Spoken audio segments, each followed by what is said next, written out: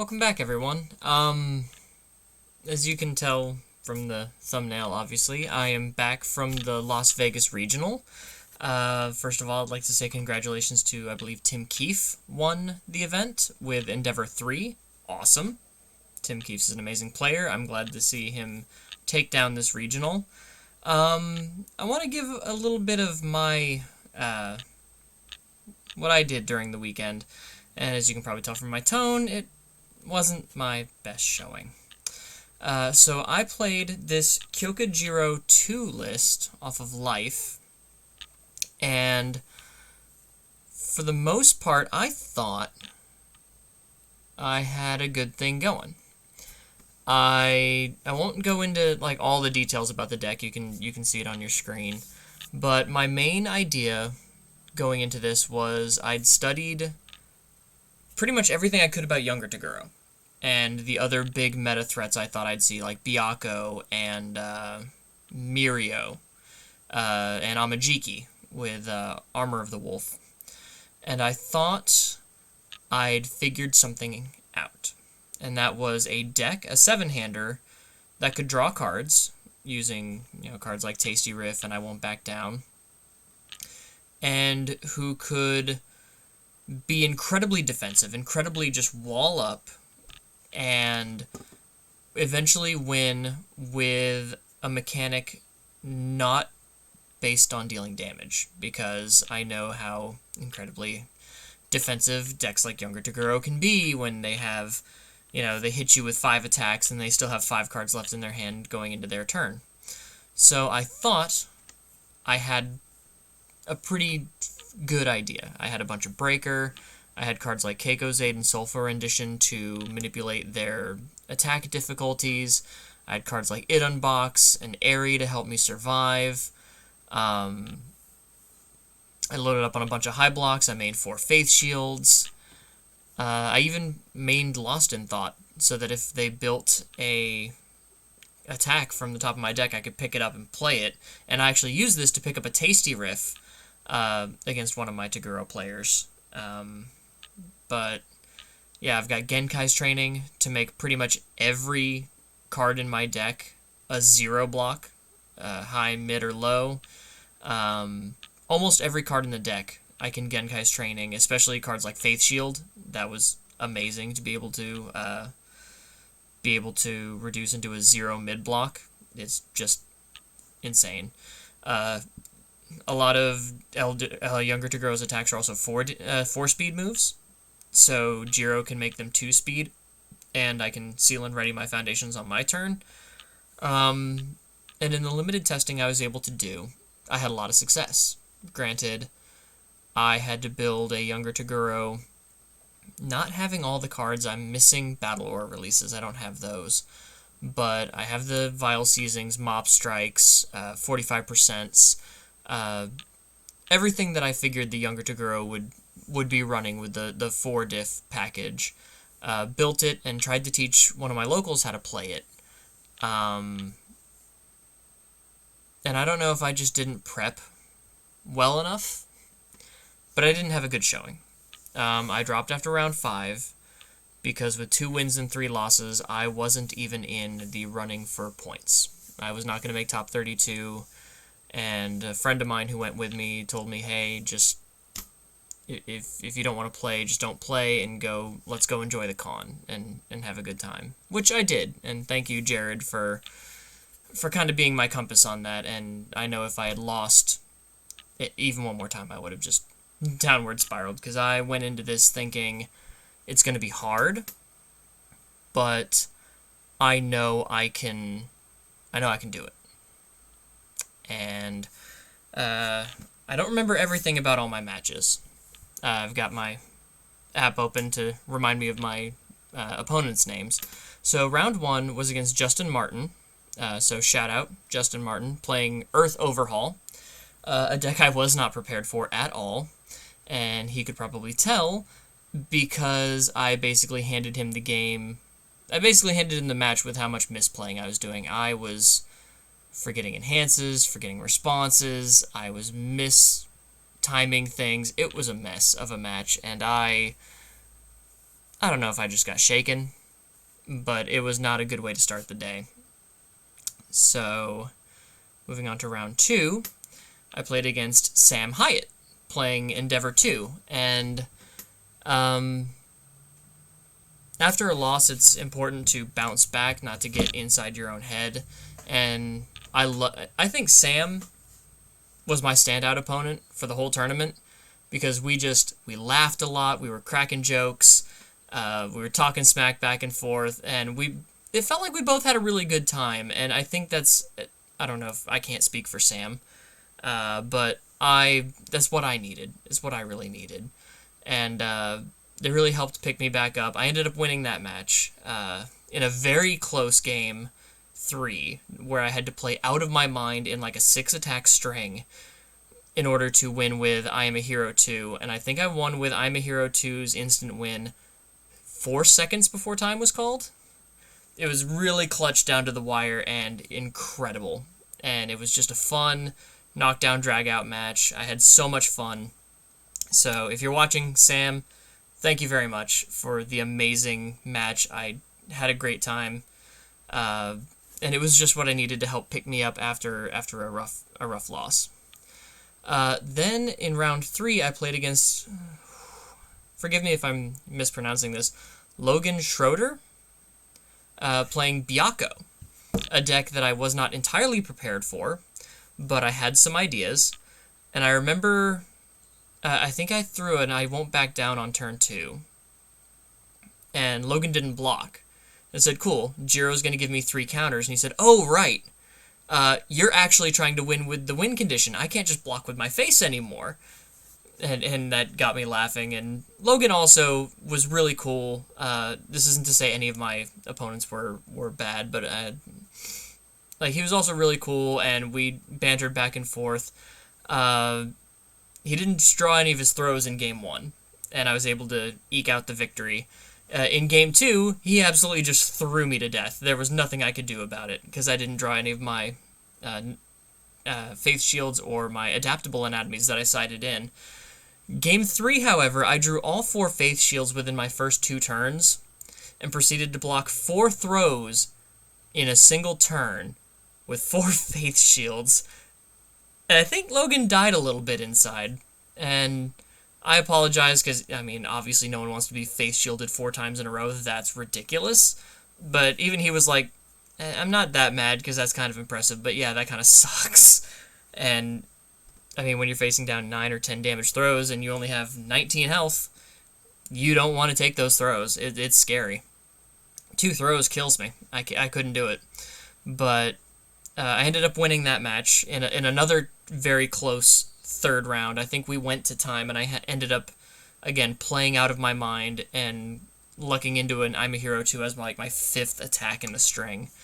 So one thing I really learned about the deck is sometimes it forced me to play out of my mind in these aggressive strings instead of allowing me to play out of my mind. But when you build a deck with defense first in mind, I guess that's kind of where you fall. And forgive me if I'm rambling. This video is going to be a little weird, just me kind of expressing my thoughts over what happened over the weekend and kind of trying to work out where to go next. Round 4 was my next loss against Trenton Caudill? Again, forgive me if I'm mispronouncing this. Even though I'm a writer and all of this, I struggle with names. Who took a very clean 2-0 with Younger Toguro. The deck I'm most prepared for my matchup with. And yeah, I made him work for game 2. I really did. I did everything I could to stay alive, but Younger Toguro did Younger Toguro things and bopped me. And there wasn't anything I could do about it. So I figured, okay, 2 losses, we're only cutting to top 8 because of the number of people we had. We had 110 people. So I thought, okay, I'm gonna, maybe there's a slim chance based on tiebreakers I make top 32 if I just win out. And then at least I get points. That was shattered by Edgar Pereira. Edgar, if for some reason you're watching this, I apologize if I butchered that. But Edgar from Undefeated at Locals, who I recognized from his videos, also playing Younger Toguro. This one wasn't even close. Edgar came away with a clean 2-0, and it wasn't even close. I stood absolutely no chance. I got absolutely obliterated in like 10 minutes. As defensive as I built this deck, as dedicated as I was to beating the Younger Toguro matchup, it was like I wasn't even playing. He just bopped me. And maybe that's Younger Toguro doing Younger Toguro things, but Edgar's a good player, and he outplayed me. That's all I can say. He threw a true 100% power at me that I was not expecting for like 14 speed, and my entire life total killed me game 1. So game 2, I side in the Evaden copies, and he outplayed me. He threw all of the speed and damage on it. I'm sitting on an Idun box, and I'm like, okay, I'll pass as soon as he puts the Toguro damage on it. I'll set it back to printed, and he just passes. And it hit me right then and there where I made my mistake. I should have Idun boxed just to get rid of the speed, because I could deal with the damage if the speed's only 3. And I misplayed, and he outplayed me, and that true 100% power sealed the deal. And there was nothing I could do. So, really good job. Really good playing on Edgar's part. And as much as I hate how bad I did and how bad I played, I know that it's a me problem, and it's not my opponent's problem that I played bad, or that I had a bad matchup, or that I was unprepared. But after losing to Edgar, I decided to drop and enjoy the convention, level up, which I'd been to before, but man, did they go the extra mile this year. They took us through the Las Vegas Loop, which is an underground tunnel system where you're in a Tesla in a tunnel that's maybe a foot wide on each side, wider than the Tesla.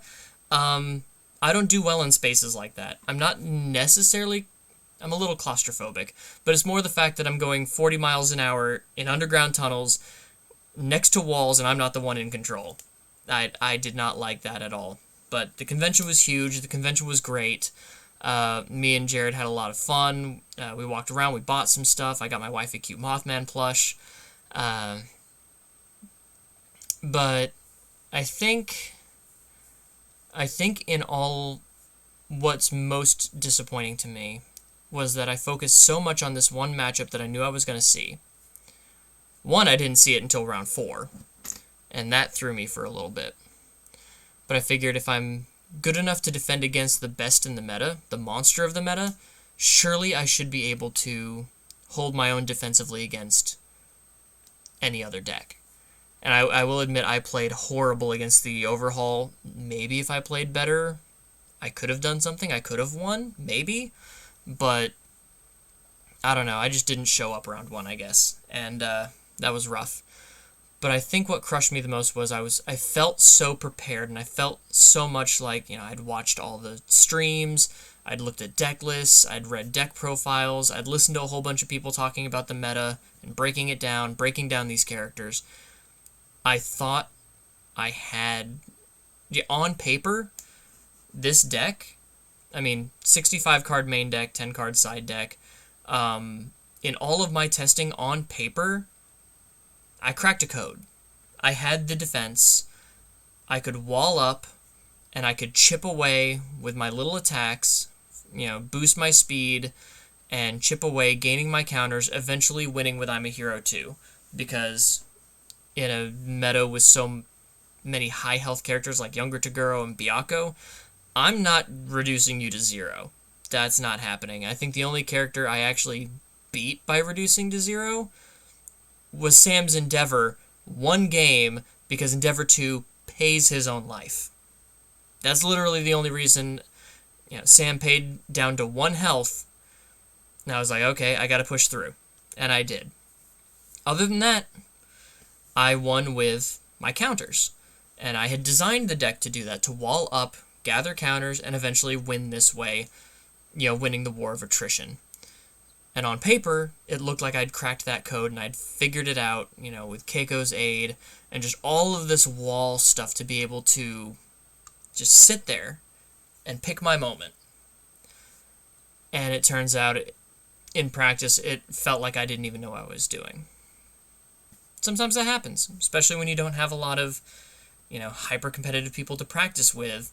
I'm not part of a team. I don't really play online much because between, my responsibilities and my work and stuff like that, I don't always get the time, which is something I'm going to work on. I'm going to work on maybe getting more online games in on webcam more often as I can. But I think putting that kind of pressure on myself, because I decided this was going to be my year to compete, to go to as many events as I could, grind out points, and if I couldn't win a regional or place at nationals, at least I would try to get the points to win a Worlds invite. And I feel like this bad a showing at regionals, not even getting points. Like, I know it's early, it's the first regional of the season, but it feels to me like I'm already far enough behind in the points that unless I could make it to every in-person regional and place high enough, even then it might not matter. It feels like I'm already far enough behind that I should just shoot for maybe topping at nationals, and not try to worry about it. So I've been giving it a lot of thought, and I think I'm going to take a step back. I'm still going to play, and I'm still going to be making content, because that's something I'm very behind on, thanks to UVS Games' preview schedule and how I'm going to be doing videos. So I am behind on preview reviews. I'm going to be doing my Day Zero builds. Don't worry about that. I've got a fun retro deck that I was going to play at the side events, but when I found out that the retro side events were a fired event, so you had to pay to enter, and then once they got 8 people, they would fire it, I didn't want to sit and wait around. I wanted to go check out the con, so I opted not to. But it's a Ryukyu deck that I tested against my friend's Fresh Cut Grass deck, which was just set to heal up a bunch and never die. And on turn 3, I was able to throw 46 damage. And the only reason I couldn't kill him in that one turn was because he blocked 1 attack early. And that messed with my progressive difficulty for the rest of the turn. And I've got a video for that coming. I'm really excited for that, to be doing more retro videos and retro content, because I love diving into all these old cards that I have. But I think I'm going to take a step back competitively, and I'm just going to build some decks for fun. And I'm going to try to focus on the fun of the game, because I love this game. I really do. I really go hard at it, though. Trying to compete, trying to prove that I'm good at the game, while simultaneously trying to help run my locals, because One Stop Anime is really a great store. I love it, and Heather and them are so, helpful and understanding, but they run several different other games, so I'm kind of the one who, while they run the computer, I'm organizing the events, I'm getting all the information for them. I'm kind of an unpaid intern at this point, but I'm used to it. But with all of that, plus all of this, trying to keep my YouTube channel running, because I still don't quite know what I'm doing. So thank you if you've made it this far. Like, comment, subscribe, and all that. And then trying to focus on, making all of these events, saving for all of the travel, which is another reason I might not do Season 2's regional, because, bit of a financial snag and all of that. But that's my problem. But I think I'm going to take a step back competitively and focus on having fun. Because, above all else, this is a game, and I really enjoy it. And if I'm not having fun, and I'm kind of like my community leader, and the community sees I'm not enjoying it, and I'm not in a good mood, or I'm just trying to beat people down to grind points. That's not fun. I think I'm gonna take a step back and remember that it's just a game. I'm gonna build that stupid Present Mic 2 deck. If you haven't checked out the Present Mic 2 deck profile that I built on the channel, please check it out. That deck is stupid dumb and I love it. I'm gonna build that and I'm gonna run it at my local championship this weekend, just to goof off and have a good time. And I think that's what I'm gonna do. I'm gonna focus more on playing for fun. I'm gonna focus more on my YouTube channel, putting out more content. And I think I'm gonna take a step back competitively, because I put a lot of pressure on myself for this one regional where it felt like I didn't show up. And that's not good for me. That's not good for me mentally. That's not good for, my love of the game, because then I get into this, well, why am I even playing if I can't even place, if I'm going to be throwing all this money away, and you don't want to hear about that. So yeah, that's how Vegas went for me. I got to see some old friends, because I'm originally from Vegas, for most of you who don't know. I got to see my friend Brett Hillman, which was a big shock, because I didn't know he was going to be playing that weekend, and it's always a good time hanging out with Brett and seeing him, so I got to see him and, talk a bit. Got to meet some of my old another one of my old friends back in Vegas from when I grew up. Hadn't seen her in a few years, so it was a good time. And I got to suggest Roundtable Pizza to someone who was playing, who was, I believe they said they were from Arkansas or Arizona, one of those two. But they were looking for somewhere to eat, and I suggested Roundtable Pizza because that's amazing, and it was only like 15 minutes from the convention center. So if you're ever in Vegas, Roundtable Pizza. I don't care what people say. Warm Springs and Eastern, check it out. But yeah, so I had a not great run in the tournament, but I think it opened my eyes to a bit of a loss of perspective on my part. And I think I'm going to be happier moving forward. Playing for fun, goofing off with my friends, building goofy fun decks with underrated characters, or non-characters as people call Present Mic 2, and making content for YouTube, and hopefully growing this channel and growing this community.